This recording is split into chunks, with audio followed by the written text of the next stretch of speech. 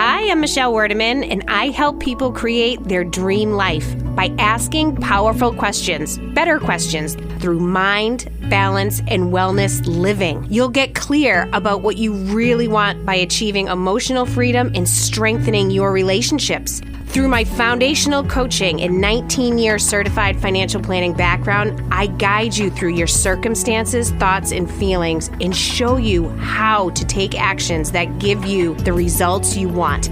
Contact me today at mbwliving.com to schedule your free 30-minute discovery call.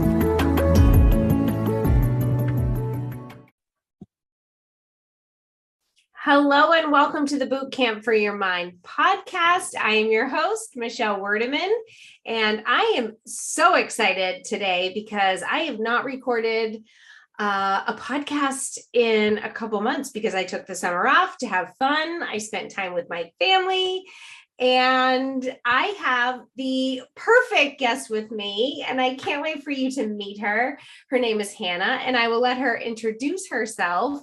And we're going to have some fun today, and we're going to learn all about how I talk all about like how we feed our minds with our emotions and our thoughts. And Hannah is an amazing chef, cook, what you name it. And what we feed our bodies to is so important. So I will hand this off to Hannah to introduce herself and tell a little bit about her story. And here we go.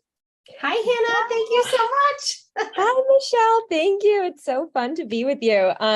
So yeah, I guess I would identify as like an anti-diet wellness chef, and intuitive healer. So that's kind of what I do. My programs that I lead, like kind of like you mentioned, I really like to focus on healing the mind, the body, and the soul. And you can do that through many different ways. And my vessel just happens to be the kitchen.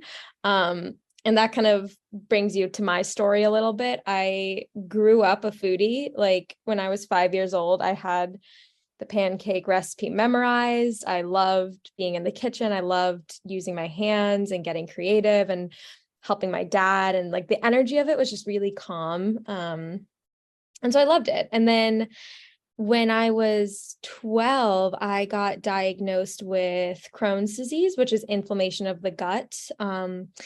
And I really had no knowledge of nutrition at that time. I didn't know what a calorie was. I didn't know why vegetables were good for us. I didn't know anything.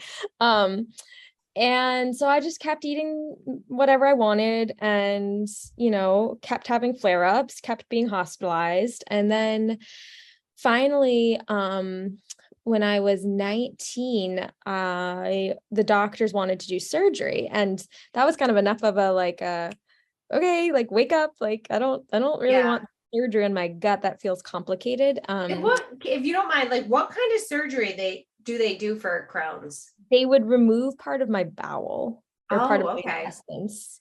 Yeah. And I was just picturing the incision site inside getting like leaking and like all of these things. And so I knew enough at the time that like that felt like a no. And so bless my mom, she like really kind of like nonchalantly guided, like gave me the option of working with this holistic practitioner who uses diet to heal guts, to heal his own gut, to heal other people's guts. And basically his philosophy, it's similar to like what a Mediterranean diet would look like. That's the simplest way to describe it. It's basically vegetables, like cooked vegetables and like lean protein and like whole grains and whole foods. Speaking of Mediterranean diet, and we will talk about this later, but we will be in the Mediterranean together next spring, and I can't wait. But anywho, we will. That's a little teaser. Yes. That's a teaser. We'll go. Yeah. And so I did the healing diet very, very rigidly for like 3 months straight. And what did that look like? Like, what was the diet like? It looked like roasted butternut squash for breakfast, lunch, and dinner. Oh, gosh. And a lot of tears from me because I was miserable. Like people be like, oh my God, do you feel amazing? And I was like, no, I don't feel amazing. Like I can't eat anything. And it worked. So The butternut squash worked? The diet. So I would eat, Yeah. I was being dramatic. I ate Yeah, like, yeah. I could eat any cooked vegetables and like brown rice and But that's chicken. what it was. Like no any meat or anything or dairy. Like a little bit, not dairy. It was mostly focused on like vegetables and whole grains. Yeah.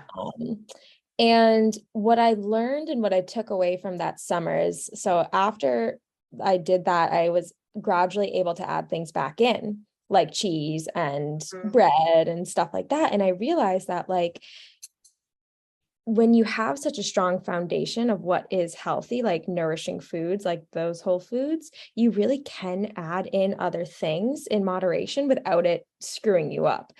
And so that was 10 years ago, and I have not had a flare up since. And I drink wine like multiple nights a week. I eat cookies most days, some processed foods, and the bulk of my diet is pretty healthy. And so that's kind of how that's like my philosophy of nutrition, is really bringing in that balance. Because if you think about it, that summer that I did the diet, I was only listening to my body. I was only giving my body what it needed. And, there's a time and a place for that. But my mind and my soul were so deprived that I really make a conscious effort of bringing the mind and soul health into the kitchen with my clients, because it's just as important, your emotional health with your physical health. So Totally. that's like what I believe. And and like our bodies crave, and our minds too, like what we feed it, right? So like if we're feeding our bodies like healthy foods and stuff that really fuels us, our bodies are going to crave it. It's the same if we're feeding it sugar and carb, like not saying carbs are bad, but like sugar and all that other stuff, that's what we start to crave. Our minds are the same exact way. So when we're used to feeding it, whether it's negative thought patterns, which is the brain's default mechanism, and it's not a bad thing, it's just where our brains are designed to like look for like what's wrong, like here we are, like it's that fight or flight mode.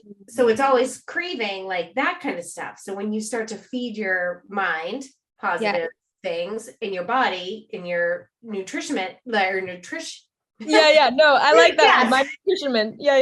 No, I love that you bring up the nourishment of the mind, is because another reason why I'm so passionate about what I do is because I spent many seasons of my life, especially in my adolescent and early 20s, of like really like being subject to the kind of like life's roller coaster. So like our circumstances go up and down, things are happy, things are sad. And I was really like in that. So like if something didn't go my way, I would really feel it and like get really like controlling and like I felt almost a prisoner to my mind and some stages of my life. And so one of the reasons why I like the program containers that I hold and that like we've done together, Michelle, is that like it gives people a space where they can intentionally step into a playful energy, because like that's just my essence is play, especially in the kitchen. And so it's a place to nurture your mind and to be the person who like takes things lightly and like is lighthearted and like goes with the flow and like doesn't have Greek yogurt, but we can substitute something else. Like, you know what I mean? So that's like another huge part of like nurturing the mind of how you want to be. Yeah, no, I love that, because I have to tell you, so the other day I was like, you know what? I'm a huge wine drinker. And the other day I was like, you know what? I was like, I'm gonna try to like steer clear of like the happy hour. And when happy hour came and I was like, oh, I really feel like wine, I'm like, no, you know what I'm gonna do? I literally took out my avocados, I took out like my eggplants, and I was like, I am gonna make a recipe and I'm gonna play around with what I learned from one of Hannah's classes. And it was just, it brought me so much joy, because I was like, I don't really actually feel like drinking wine right now. It was kind of like the to do. And I'm like, I just had so much fun.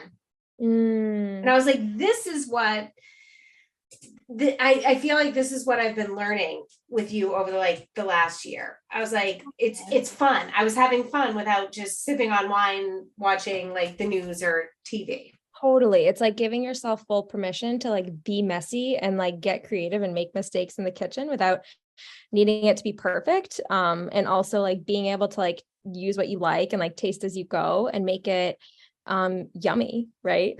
Yeah. Yeah. So I have to say that, so every time I see you, you are in a different place in Yes. the country or the world. And I would love for you to share about a little bit about like your travel journey. Like, Yeah. Yeah. So travel is a big part of my business as well. I host culinary and wellness retreats as part of my 4-month program, which is what Michelle was alluding to. yes. Um, and so yeah, I would say my spark for travel, it's interesting. It actually started like when I was younger, I would get really homesick, like really homesick. And so when I got into my 20s, I was really like, I really liked to do the hard thing. And I was kind of like a self-growth junkie, was the like trajectory that I was on. And so traveling at that point, like in my early 20s, was almost like a way to like push myself into growth because I knew that it was out of my comfort zone. And it was really hard for me. And I knew So that can I stop you right there? Because yeah, that's part of my thing. So I want to share actually, like, how did you push yourself out of your comfort zone? Because I think a lot of us get stuck and it sounds like a great idea. Like, yes, I'm going to push through my comfort zone and I'm going to take that flight. But like, how do you actually do it? Like, how did you do it? yeah. So I'd The say, good, bad, and the ugly. Like, yeah. So first I want to say there's a time and place to push yeah. through your comfort zone and to not. It's totally fine to stay where you are, and there's nothing wrong with that. But I had like a soul knowing that there was something more on the other side for me that like I needed. And so one of the so I studied abroad in Milan, Italy for the first time, and that was really hard. I cried like a lot. And I was 20 and I was in college and my friends, there was all that. Like I didn't want to go home early. And so I put up the blinders and I just stayed because I knew that I wanted to be someone who studied abroad. So that was that. But then the next time that I did a big trip was actually after college. I went back to Italy, to southern Italy in Calabria to study culinary. I went to the Italian Culinary Institute. And again, like I didn't know anyone going. I didn't know like what the hell this was. I didn't really know anything. And I didn't talk on the phone. I just sent some money somewhere and like hoped for the best. And so I went, and the first like couple days I was a little like, oh my God, I don't know anyone. Like I called my therapist back home. We had like a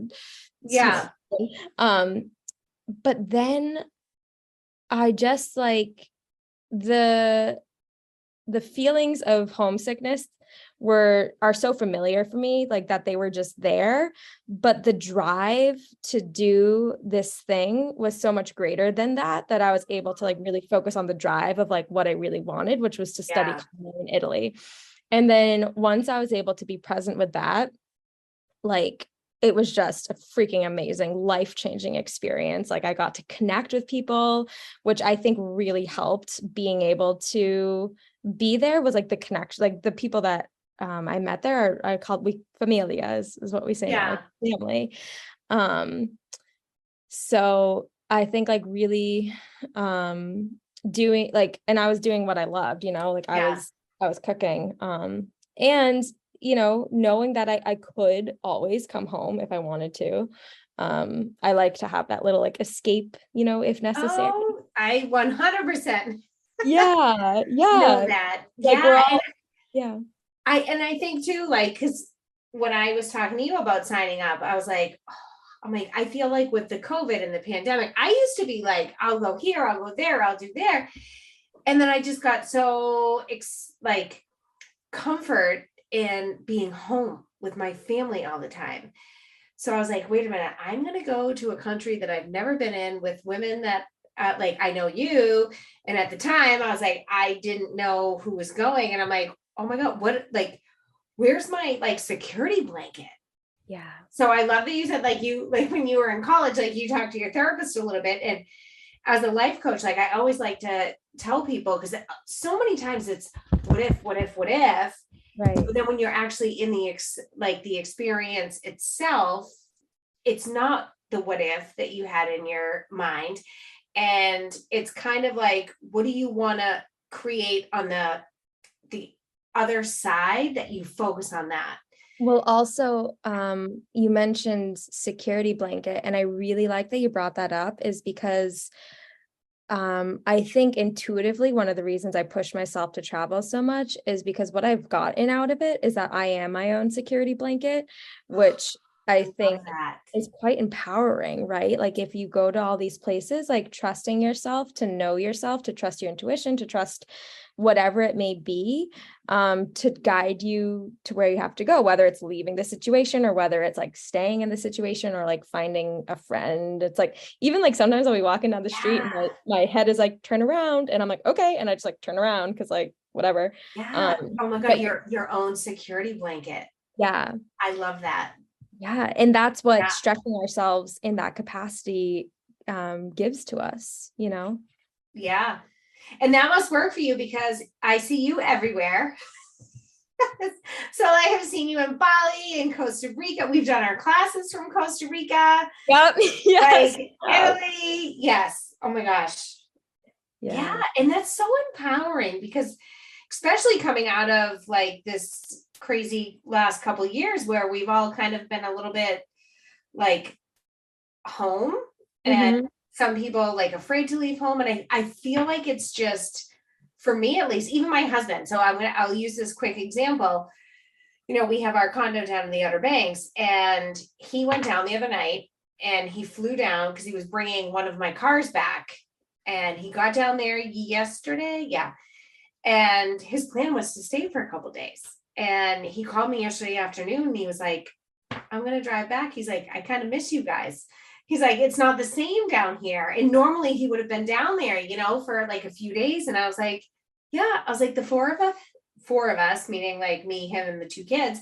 I was like, we have spent a lot of time together, like these last couple of years. And it's been awesome. And I wouldn't change it for the world because they're little and they're growing up. But it's kind of learning how to get back out into the world. Yeah. Because there's so much to see and so much to do. And I feel like for me personally, like going to your retreat, which I can't wait for, is definitely stepping outside of my comfort zone. Not because I don't want to do it, but it's like, I'm sorry, I'm going to another country without these other three individuals that I've spent the last like couple of years with. Yeah. But it's like, yeah, like that's what life's about, right? Totally. And I like that we're having this conversation because I don't even know if I brought that up to you when we were talking about the trip, like my past like homesickness experiences, but like I've had them deep. So I totally get it.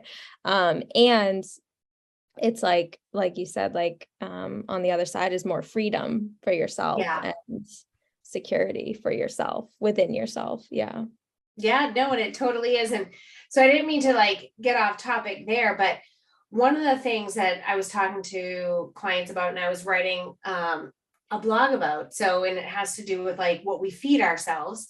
Okay. So like for me, it's like what we feed our brains in terms of like words, like what we say to ourselves. Like words can be so powerful, like the shoulds and the have tos and all that other stuff. But like for you, like, you know, like feeding your brain and your body, like that has an effect on like your emotions, right? Oh yeah.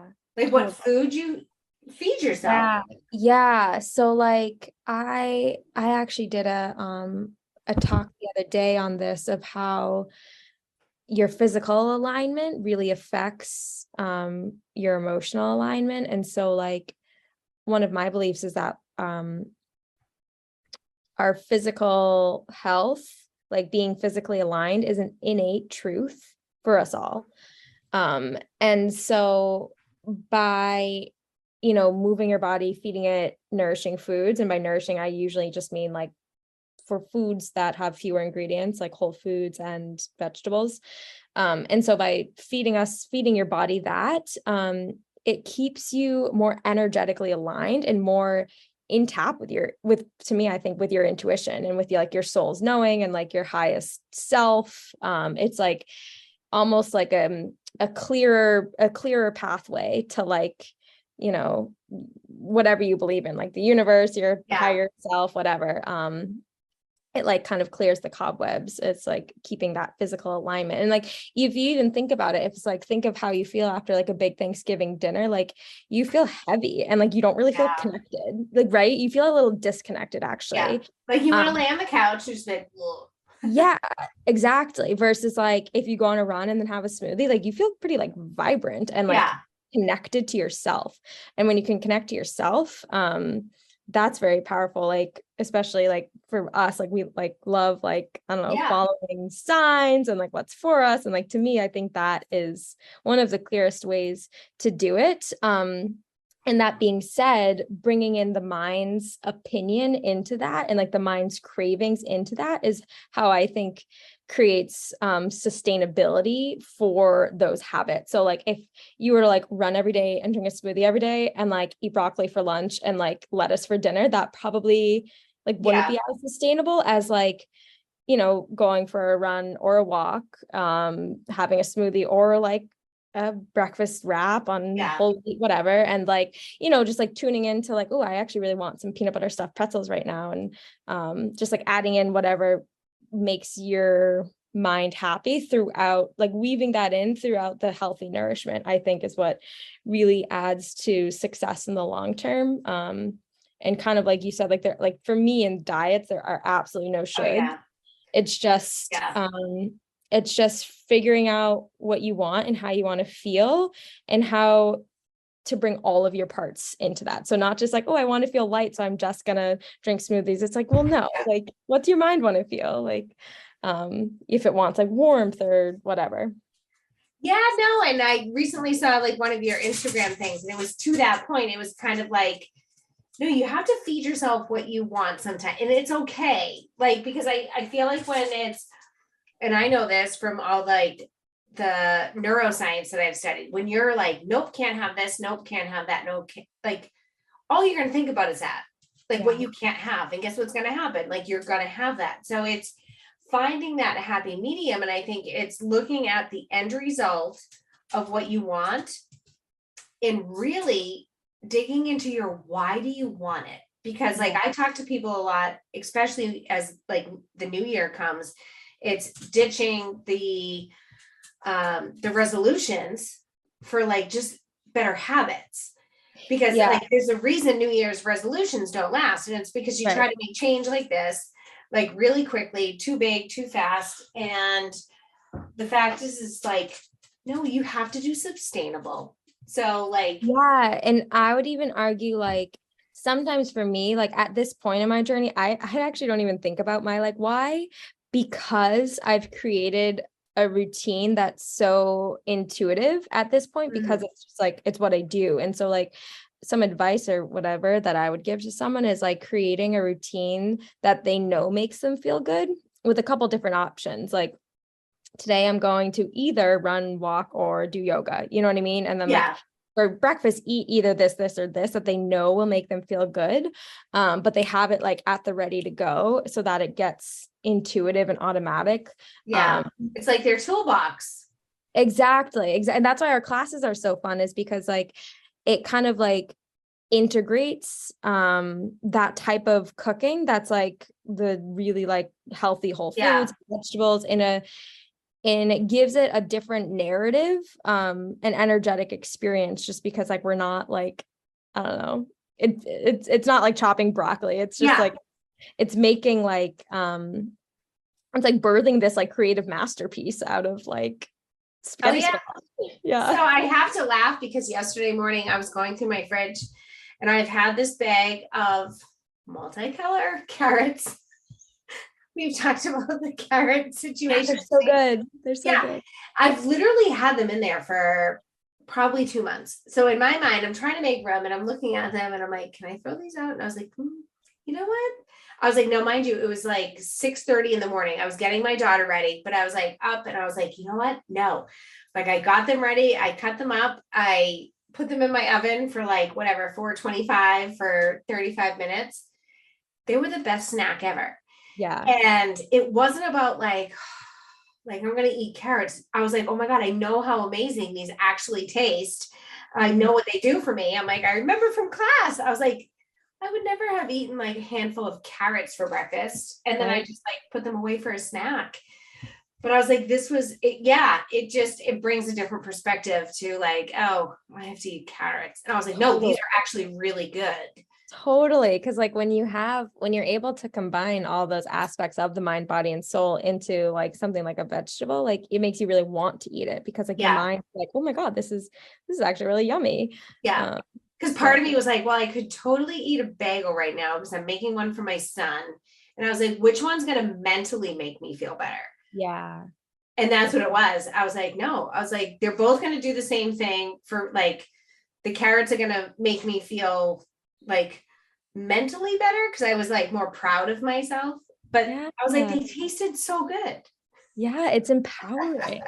It's empowering to nourish your body. Totally. Yeah. So empowering, so tell me how you empower women and other people for like this whole, there's the mastermind and then you do your cook well and like everything. Yeah, I think you know, I no, know. I'm laughing because no, it's a side story. But one of the ways that I heal, I believe, is creating this really compassionate acceptance.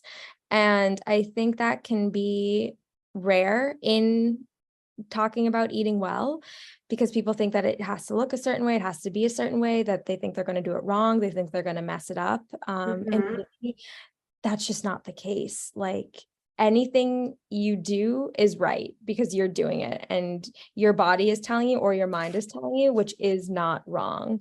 Like you can't do it wrong is kind of what I believe. So I really intentionally hold that vibration for my programs, and I think it's contagious for people. And so they then in turn allow themselves to take on that narrative of like, I'm not wrong, this is not wrong. And so that's one aspect. And then the other is I really try to simplify it. Like I don't count anything, probably to a fault because my measurements, Oh, I do not measure. I have to laugh.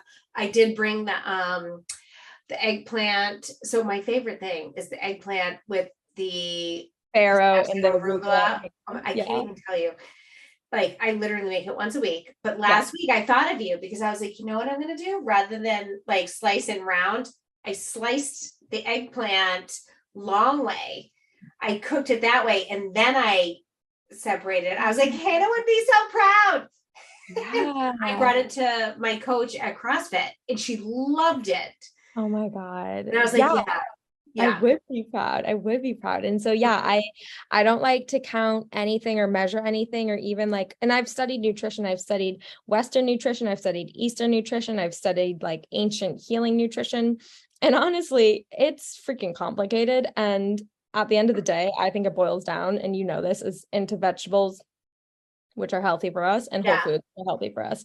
And beyond that, I don't want to be bothered. I just want to create nourishing foods without having to think so much about it. So I think people appreciate like having some of that mind chatter removed as they go to make their dinner. Like they can easily just think of like, okay, what can I add to this that's going to be like the least processed option? And if they want a processed option, really giving themselves permission to have that flexibility of like, okay, like I know that like the garlic bread might have more processed ingredients in it, but like I'm really craving garlic bread, so I'm gonna have that on the side of my like zucchini noodles with homemade pesto. Like check, done, perfect. No, and I love that because I feel like we're bombarded. For anybody that's trying to eat healthy, maybe lose weight, like feel good, it's okay, well, there's Atkins, don't do carbs, don't do fats, don't do this, there's keto, and it's like, how do I like know what's right for me? But like, and that's where I love like what I've learned from you. It's just, here's whole food, unprocessed, like legitimate, like here's some vegetables, here's how to make some, like here's healthy fats, the Mediterranean thing, like you were talking about. I'm like, the shit tastes good. And like, it's not hard. Yeah. And like, there's a level of acceptance too, I think that comes with that in terms of like our bodies and our body image. Like it'd be amiss to not address that because I Yeah. feel like societally we just grow up internalizing whatever we internalize, and everyone has their own story, and everyone's story is unique and valid. And so really being aware of like your default patterns when it comes to like your body and how you relate to your body, and like getting to rewrite that story. It's kind of like what you were saying, like feeding your mind positive thoughts, like, oh no, Yeah. I'm not bad, this isn't bad, like this is actually like I am making an empowered choice to have Mhm. like XYZ, and like that's fine, and I'm great, and I'm doing a really freaking good job, like stuff, just like little stuff like Yeah. that, because you are No, like every totally. That's what I would have friends that would say to me, like, oh, I was good last night. I didn't have any wine. I'm like, well, what does good mean? Like, was I day. bad because I did?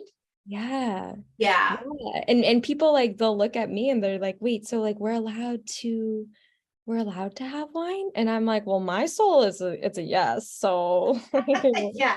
I'm Like, allowed to, like I give yeah. myself and like it's good. I think it's good to model like, yes, I'm a holistic nutritionist and I like Oreos. So like, is that wrong? I don't think so. Yeah. And scientifically, I've seen the proof in myself. Like again, like it's been 10 years, like knock on wood. That's Um, so amazing. yeah, and so if you think of it from that point too, like the bulk of my diet is 70% whole foods and vegetables, and then the other 30% is not. And like from a physical like stomach scan perspective, like it's Yeah. very healthy still. So I think that kind of demonstrates that type of like real balance. Like it's not just like this fake thing, like, Yeah. every No, balance, totally. the balance actually works. Yeah. No, and I have to laugh because I went to this, I won't say holistic doctor, but it's like an integrative health doctor where like I wanted to figure out like my hormones and like all this other stuff. And they did all this blood work and of course like tested like kidneys, liver, like all this other stuff. And he came back and part of it was like, okay, like I knew my hormones were out of whack. I'm 44, like that's happening. He's like, yeah, no, your liver's good. And I'm like, excuse me. I was like, can you repeat that? It's like, are you sure? I was like, because I was like, my liver's good. I was like, you don't understand. Like, and I am so openly honest about like, I do like my wine is my downfall. Like, I love wine. And he goes, no, you're fine. He goes, you do so much other good stuff. He's like, if this is what you enjoy, he's like, and this is kind of like your thing, he's like, it's all good. He's like, your liver is fine. He's like, am I telling you to go out and like party every night? No. Yeah. But like to your point of balance, it's like Right.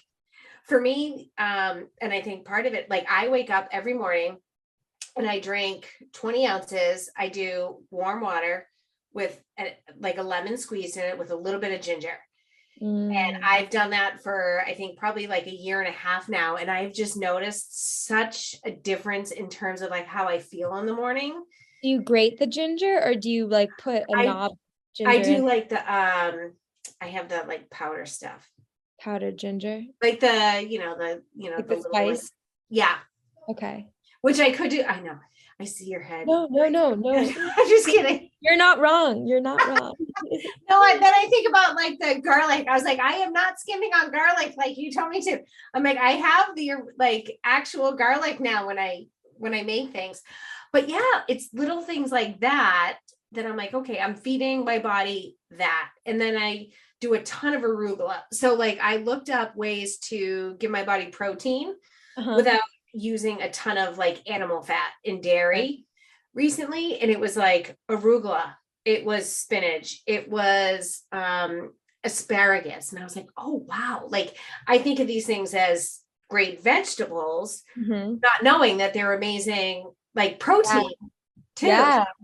Yeah. People underestimate like how much vegetables like you can really like, I don't want to say live off of, but like almost like Yeah. they're pretty like filling. Yeah. Pistachios was another. And I'm like, oh my God, this is why I love my pistachio arugula. Yes, So yes.